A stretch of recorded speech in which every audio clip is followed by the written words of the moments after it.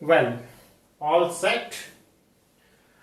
When we talk about, when we say set in daily life, we say all set means everything is all right and we are prepared for something.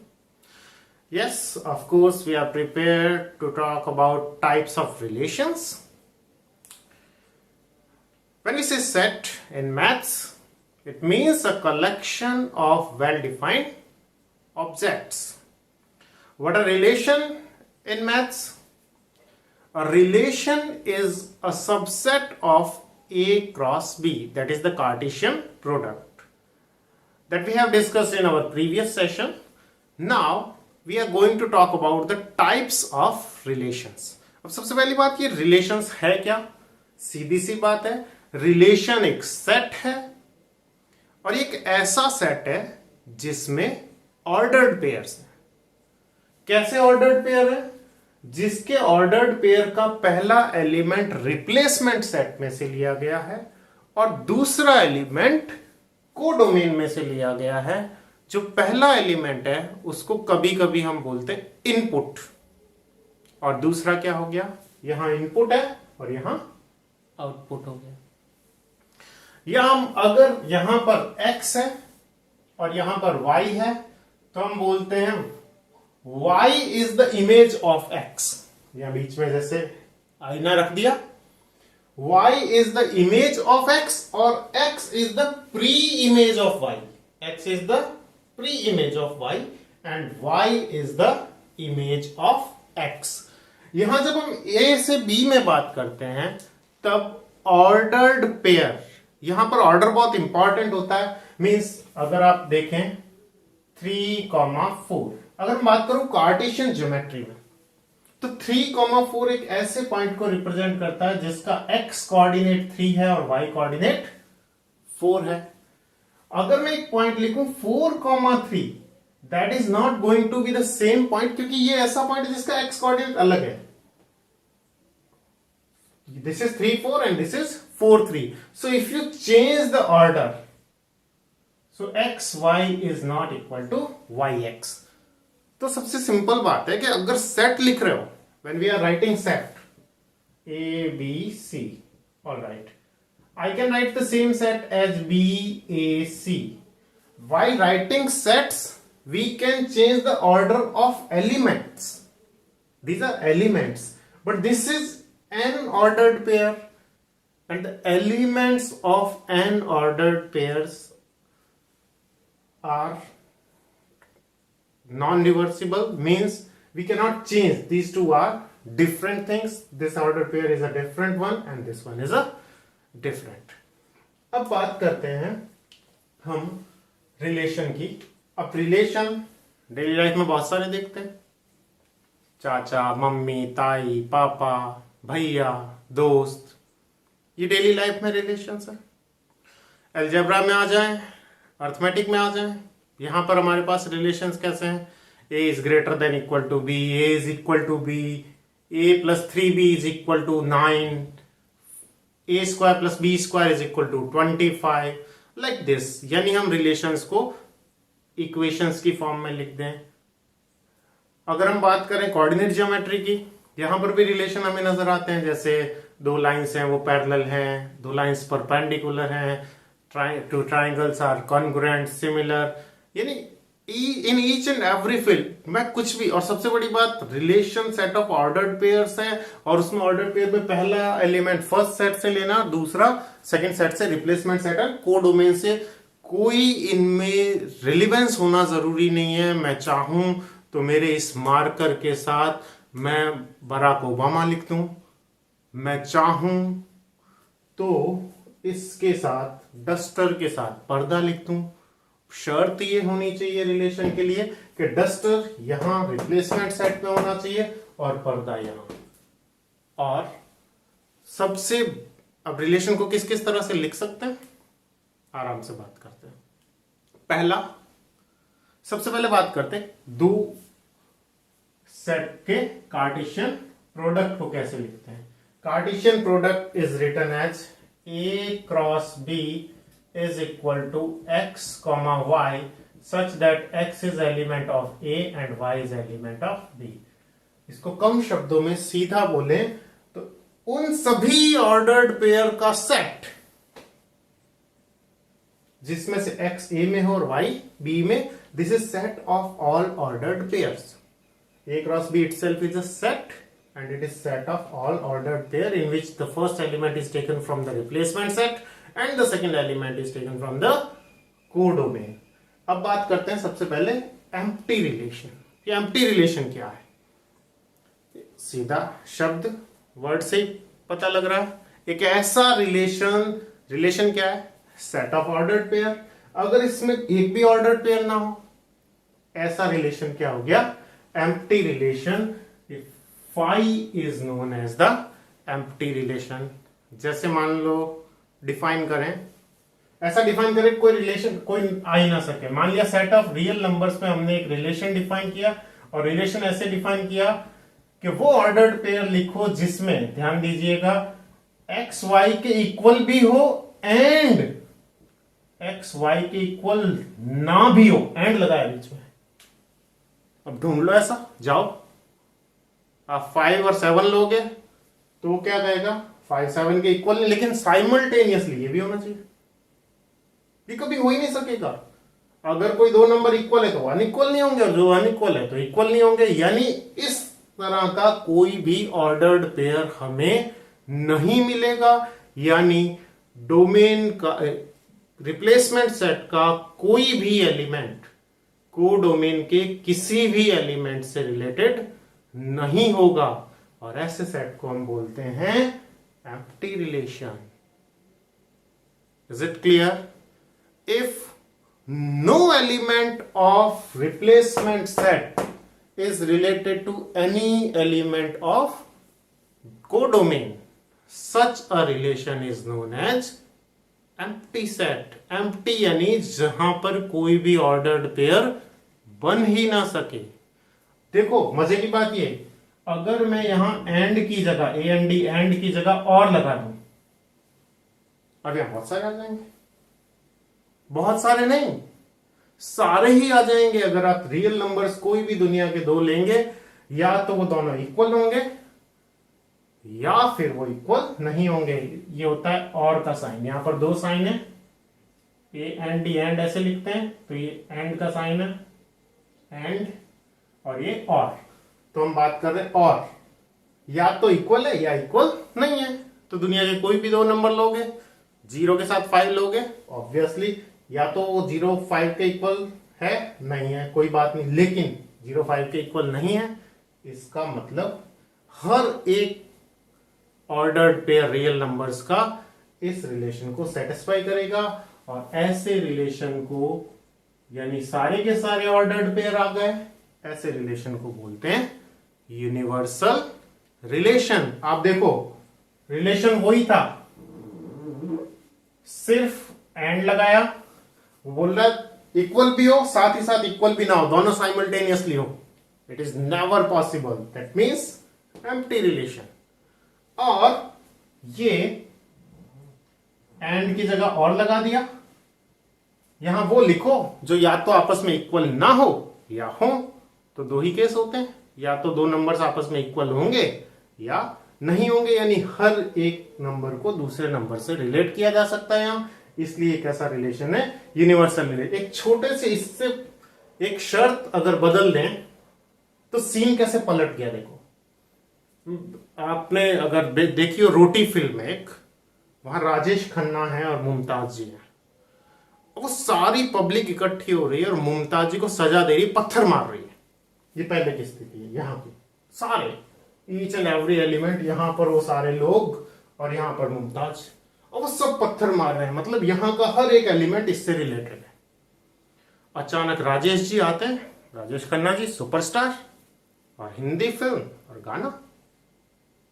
भाई Hindi film में गाना ना हो और maths में logic ना हो, फिर बचा ही क्या। तो राजेश खन्ना जी गाना गाना शुरू करते हैं कि यार हमारी बात सुनो, ऐसा एक इंसान चुनो जिसने पाप ना किया हो, जो पापी ना हो।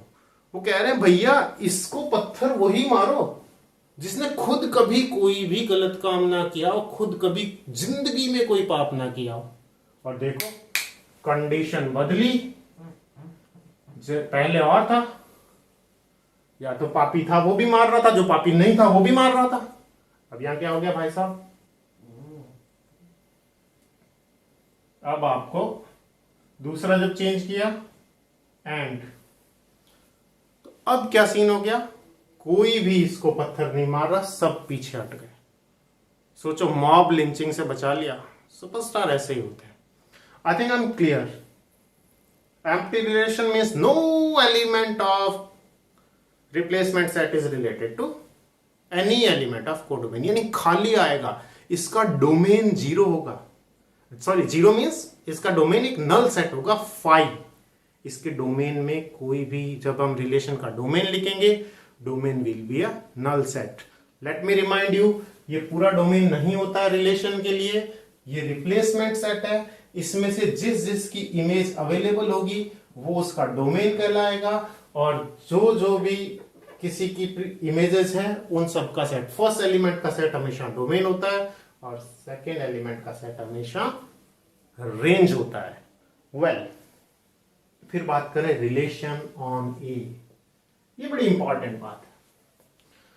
ज्यादातर केसेस में हम ए का बी से रिलेशन लेते थे, लेकिन मैथ्स में जब हम टाइप्स ऑफ रिलेशन पढ़ेंगे, पर्टिकुलरली रिफ्लेक्सिव, सिमेट्रिक, ट्रांजिटिव, वहां ज्यादातर केसेस में रिलेशन डिफाइन किया जाएगा ए से ए में ही। Means this time we are going to replace B by A, यानी हमारा रिप्लेसमेंट सेट भी ए है और हमारा कोडोमेन भी ए है। हमने एक सिंपल एग्जांपल लिया है और कोशिश करते हैं किस किस तरह से रिलेशन को लिखते हैं। देखिए, मान लिया ये हमारा रिप्लेसमेंट सेट है जिसमें 3 element A B C, right. The A set includes 3 element A B and C. और ए से ए में, अब ए से ए में अगर मैं कार्टेशियन प्रोडक्ट डिफाइन करना चाहूं तो मैं सबको कनेक्ट करूंगा, A B A C, B A B B B C A C B C C. तो Cartesian product A cross A will include all those ordered pair in which first element is taken from set A, that is replacement set, and the second element is taken from this set codomain, and here in this case we are talking about relation on A. If a relation is defined from a set A to the same set A, then it is known as relation on A. Relation on A cross A की बजाय इसको क्या बोलेंगे, relation on A। जैसे बोलेंगे relation is defined on set of natural numbers.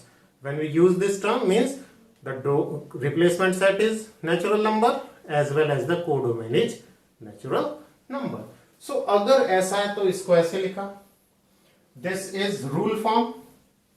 अगर इसको ordered pair में लिखूं, ऐसे लिखती है।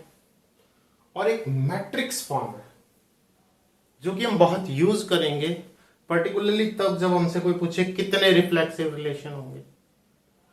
वेल, ये हमने ऑर्डर्ड क्रॉस प्रोडक्ट लिया। हमने ए बी सी 3 एलिमेंट है, उनका A B C cross product लेंगे। यहां से फर्स्ट रो से पहला एलिमेंट, कॉलम से A comma B A comma C, B A B B C. ये जो 3 9 एलिमेंट्स है, यहां से आपको पता लग सकता है सीधा एरिया ऑफ स्क्वायर कितने कितने पेयर्स बनेंगे। 3 इधर है, 3 इधर है, टोटल 3 9। क्योंकि ए क्रॉस बी में 9 एलिमेंट है, इसलिए क्योंकि ए क्रॉस बी में 9 एलिमेंट्स हैं, इसलिए ए क्रॉस बी के subsets of A cross B कितने हो जाएंगे, 2 माना इसमें m और इसमें n एलिमेंट होते हैं तो 2 mn। अगर कोई पूछे कितने नॉन एम्प्टी रिलेशन होंगे, every subset is a relation non empty. इसमें से एक ही रिलेशन फाई है एम्प्टी, बाकी के सारे नॉन एम्प्टी है, नॉन एम्प्टी।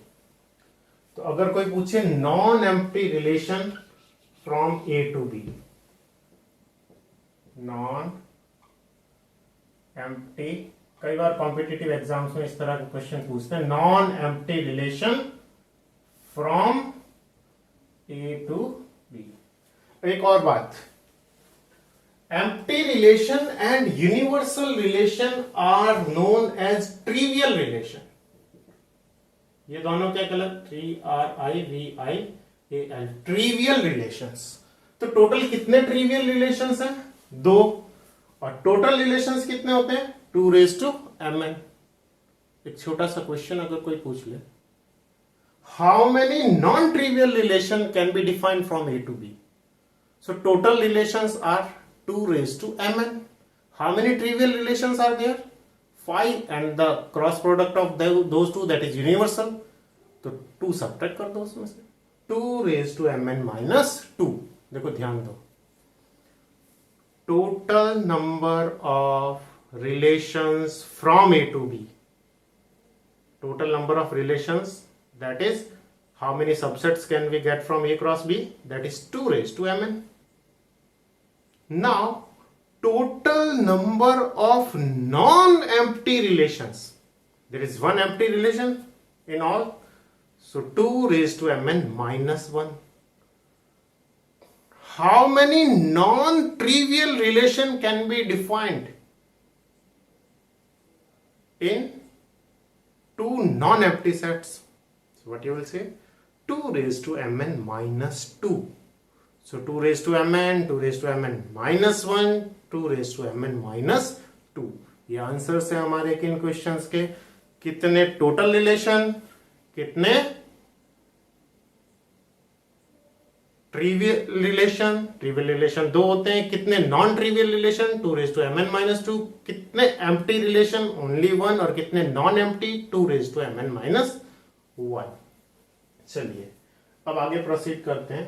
सबसे इंपॉर्टेंट टॉपिक, जिससे हमारा अगला टॉपिक होगा रिफ्लेक्सिव रिलेशन. सबसे बड़ी मजे की बात देखिए, relation on A, when the replacement set and the codomain is same, that is the relation is defined from A to B, then number of pairs n square. Number of pairs कितने होंगे? If A has n elements, then n rows here, n columns. The area of this square, that is number of elements, will be n into n is equal to n square. Let's talk about this. So we have got A cross A is A B A C B A B B, or we can find like this. This is square representation. This is pictorial representation. This is rule form, and this is roster form. See, this is pictorial. This one is rule. This one has a set of ordered pair, that is roster form, and this is matrix form. It will help us in a lot of things. It will help us. Well, now any subset of A cross B will be a relation on A. So if I choose nothing, then also it is a subset of this. So I can define this relation. I take all the elements, that is A cross A. This is also a relation from A to A, that is relation on A. I can choose AA, BB and CC. So this is also a relation. I choose here AA, BB, AC, CA, or I choose A, B, BC and CA. Well, these 5 relations are defined on this A, and let's talk about this definition, identity relation.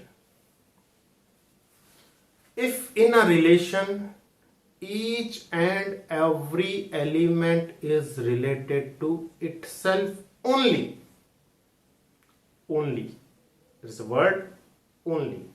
अगर किसी relation में हर एक element, each and every, हर एक element खुद से और केवल खुद से रिलेटेड हो, तो ऐसे रिलेशन को क्या बोलेंगे हम? Identity relation. खुद का खुद से, खुद की पहचान खुद से, सिर्फ खुद का रिलेशन खुद से. यहां हमारे ये शिकारी हैं, हम जैसे बात कर रहे थे समझने की आसानी के लिए. इधर हमारा शिकारी हैं ए बी सी, और ये हमारे शिकार हैं ए बी सी. सिर्फ खुद से ही रिलेटेड होगा ए, और किसी से नहीं. B is related to B and C is related to C. Such a relation in which each and every element of domain is related to itself only A cannot be related to B in case, that is known as identity relation. Now, the most important thing which in this session we are going to talk is reflexive relation.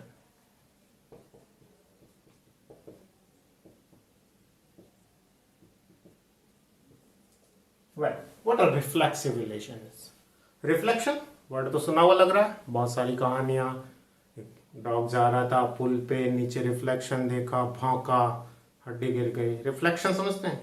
जैसे आप हैं वैसा ही सामने दिख रहा हो, जैसे आप वैसे ही सामने दिख रहा हो. क्लियर? मतलब एक ऐसा रिलेशन, बस यहां से ओनली वर्ड हटा दें. Identity relation is known as this. A का रिलेशन ए से, बी का रिलेशन बी से, सी का रिलेशन सी से. यानी अगर मैं इसको मैट्रिक्स फॉर्म में लिखूं तो यहां पर डायगोनल एलिमेंट्स ही आए, वो एलिमेंट, वो रिलेशन क्या कहलाता? आइडेंटिटी. सिर्फ और सिर्फ डायगोनल आए, इसके अलावा एक भी ना आया. डायगोनल में एक भी बचे भी ना. ऐसा ना हो कि ए आ गया, बी आ गया और सी नहीं आया, तो आइडेंटिटी रिलेशन नहीं होगा. आइडेंटिटी रिलेशन की definition, each and every element is related to itself only. Only शब्द हटा दो. A relation is said to be reflexive if for every A is element of A, each and every element of domain must be related to itself. Each and every element of domain. This is for every A. कोई भी A लीजिए set में से, A का A से relation होना चाहिए. इसे शाब्दिक अर्थों में बोले, वर्ड्स में, each and every element is related to itself. या इटसेल्फ ओनली नहीं, और भी इससे रिलेटेड हो तो चलेगा. जैसे मैंने लिया ए बी बी सी सी, एक ये ले लिया C B. This will be a reflexive relation because each and every element of domain is related to at least one element of codomain. अगर मैं ऐसा करूं, A is related to A, B is related to B, but C is not related to C. C is related to B. It's all right. But definition, reflexive relation में क्या check करना है? सुनो. If each and every element of domain is related to codomain, then it is reflexive. समझ में आ रहा है? करना क्या है? हर एक एलिमेंट का खुद से रिलेशन होना चाहिए. तो आप पहला एलिमेंट लिया, देखा हाँ इसका रिलेशन खुद से है, दूसरा, तीसरा, मान लिया 1000 एलिमेंट हैं और 999 एलिमेंट है जिसका खुद से रिलेशन है. लेकिन एक एलिमेंट अगर मिल गया ऐसा कि जिसका खुद से रिलेशन नहीं है, तो आप समझ लो पोलियो का आपने अगर सुना हो ऐड, अमिताभ बच्चन बोलता है, एक भी बच्चा छूटा तो सुरक्षा चक्र टूटा. मतलब अगर एक भी बच्चा पोलियो से ग्रसित रहा पूरी सोसाइटी में, तो हम पोलियो को हटा नहीं पाएंगे. कोरोना में भी अगर एक भी बंदा रह गया ऐसा जिसको कोरोना है, तो सोसाइटी में से कोरोना का जाना बहुत मुश्किल हो जाएगा. सो एक भी एलिमेंट छूटना नहीं चाहिए. इस डेफिनेशन को दूसरी तरीके से पढ़ते कि कब नहीं रिफ्लेक्सिव होगा. कैसे चेक करें कि रिफ्लेक्सिव है या नहीं? हमारा क्वेश्चन सबसे बड़ा, मुझे कैसे पता लगेगा कि रिफ्लेक्सिव है या नहीं? सुनिए, a relation R in set A is not reflexive. Reflexive कब नहीं होगा? अगर एक भी एलिमेंट ऐसा मिल जाए, if there is at least one, एक भी मिल जाए, there is at least one element a in A such that a is not related, a is not element of R. A comma a is not element of R means a is not related to a. That is it. Let's now check. Let's now discuss some questions. चलिए शुरू करते हैं. मान लिया सबसे पहले ये लेते हैं, क्या ये रिलेशन रिफ्लेक्सिव रिलेशन है? हमारा सेट ए है जिसमें 3 एलिमेंट है, ए बी सी. तो हमारे पास 3 एलिमेंट है, तो हम देखेंगे क्या हर एक एलिमेंट खुद से रिलेटेड है. Yes, one A is A B C. A is related to A, B is related to B, C is related to C. Since for every A is element of A, comma A is there in R, that means every element is related to itself, so it is reflexive. It is identity element also, identity relation also, because identity relation क्या होता है? हर एक element सिर्फ और सिर्फ खुद से ही related हो। अगर मैं इसमें एक और पेयर डालूं,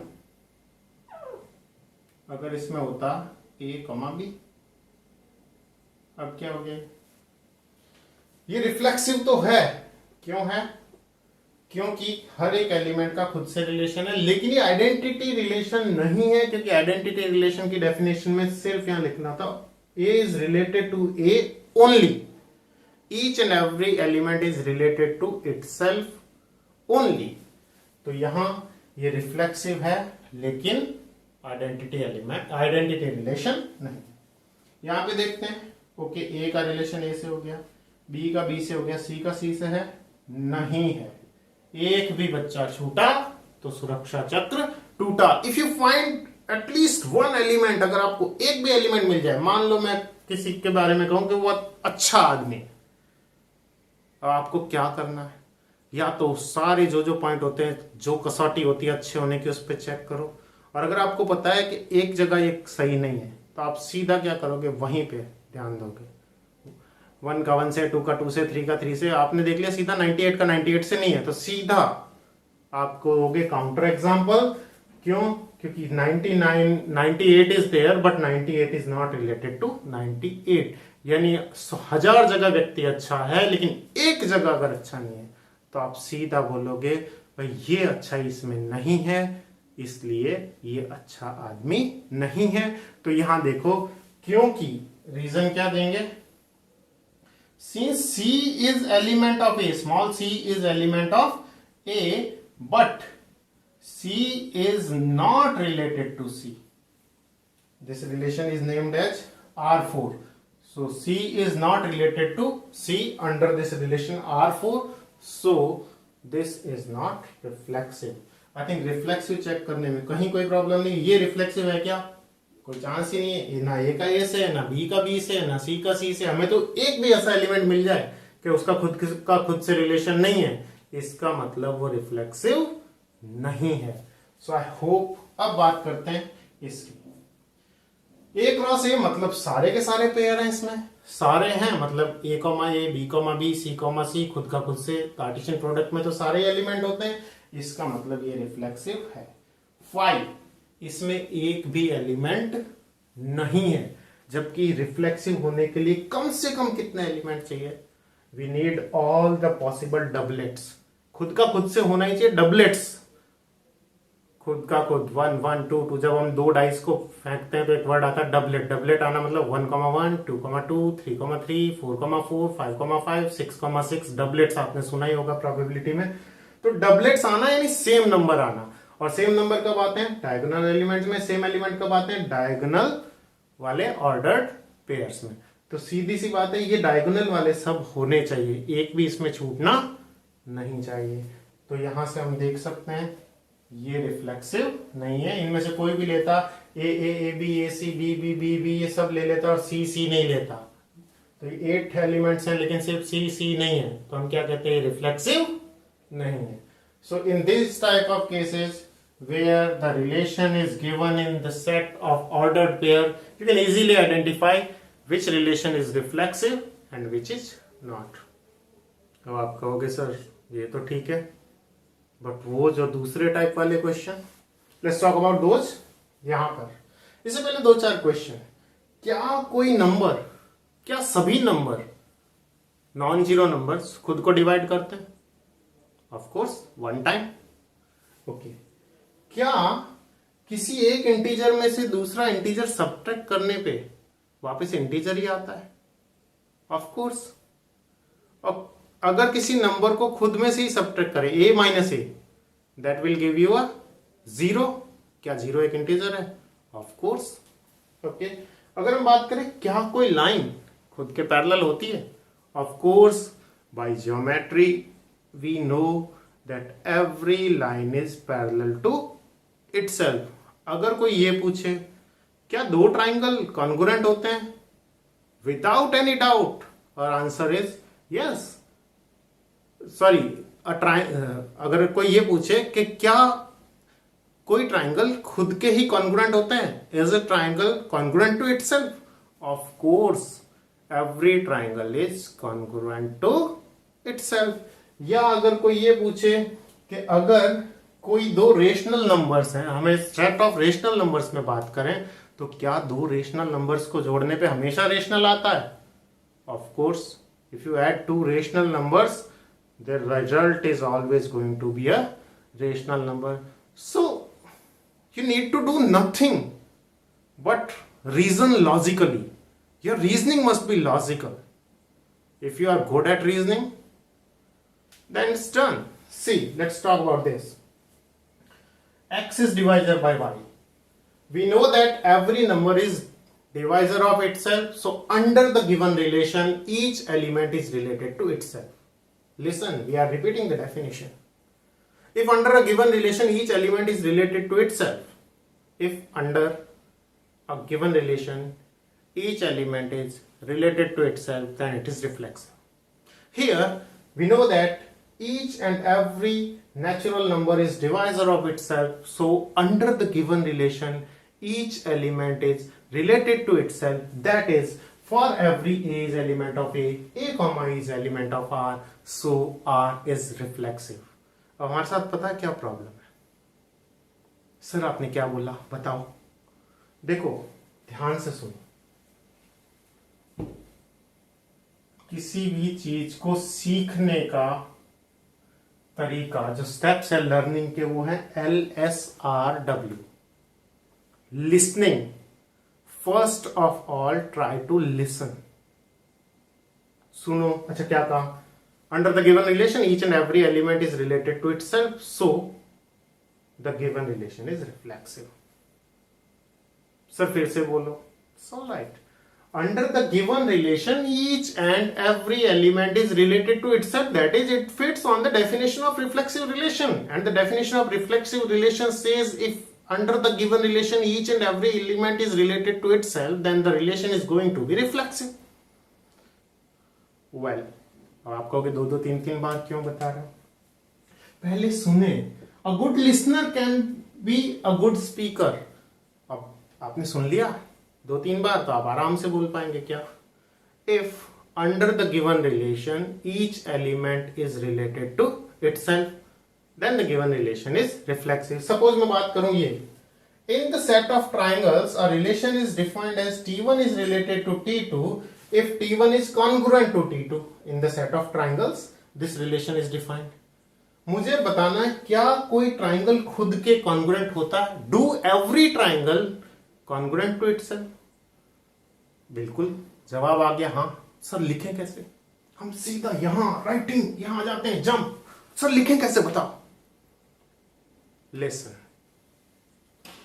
we know that every triangle is congruent to itself. By geometry we know that every triangle is congruent to itself. So under the given relation each and every element of domain, that is A, is related to itself. Hence for every A is element of A comma A is element of R, so R is reflexive. Listen. First of all you must listen, then you try to speak, then you try to read. Now you can go for some examples, some solved examples. If you try to read what he is writing and why it is written so, well, you'll talk about lines. In the set of lines, a line is related to second line if the two lines are parallel. In the set of lines in a plane, L is a set of lines in a plane, L1 is related to L2 if L1 is parallel to L2. The question must comes, क्या हर एक element खुद से related है? मतलब हमें क्या देखना है, क्या कोई लाइन, क्या हर एक लाइन खुद के पैरेलल होती है? What you will say? Yes, since every line is parallel to itself, so under the given relation each and every element is related to itself. That is, for every A is element of A is related to A. इसको ऐसे भी लिख सकते थे, A is related to A और A comma A is element of R. So the given relation is reflexive. That is how we write. See, listen, speak, read. कुछ questions की reasoning पढ़ें, कई लोग कहते हैं सर ये पहले चैप्टर में क्या लिखा है पता नहीं चल रहा, मैं कैसे लिखूं, वो तो लिख देता सर, आप तो बोल के चले जाते हो, पर मैं क्या करूं। Please listen, speak, write, read, then go for writing. यही लिखना है, जो सुना है, जो बोला है, जो पढ़ा है, वो लिखना है। समझ में आ रही है बात? देखो मैं सिंपल सा एग्जांपल देके खत्म करूंगा। आप जब बहुत छोटे थे ना, तो आपकी मम्मी आपको कहती थी बोलो बेटा मम्मी, आप नहीं बोल पाते थे, आप नहीं बोल पाते थे। फिर मम्मी क्या करती थी, और आज देखो आप क्या गजब बोलते हैं, लिखते हैं, माँ को परिभाषित कर सकते हैं, बता सकते हैं माँ क्या है, कैसे। अब सब जैसे आप जानने लगोगे, देखो आपने सुना, मम्मी ने आपको प्रैक्टिस दी, माँ बोलो मम्मा, बोलो बोलो, बहुत बार उन्होंने सुना है। जब आपने सुना बहुत बार ये शब्द, अगर मम्मी ने नहीं बताया होता ना कि मम्मी बोलना है या पापा बोलना है, बड़ा मुश्किल होता है। फिर आपने बोला बहुत बार, फिर जब आपने बहुत बार बोला, फिर पढ़ा, और आप बहुत आसानी से लिख पा रहे हो। अगर ऐसा होता पहले दिन बोलते ले बेटा चौक और पेन ले लिख, पेन कॉपी लिख mummy, it wasn't possible. So please listen, try to speak.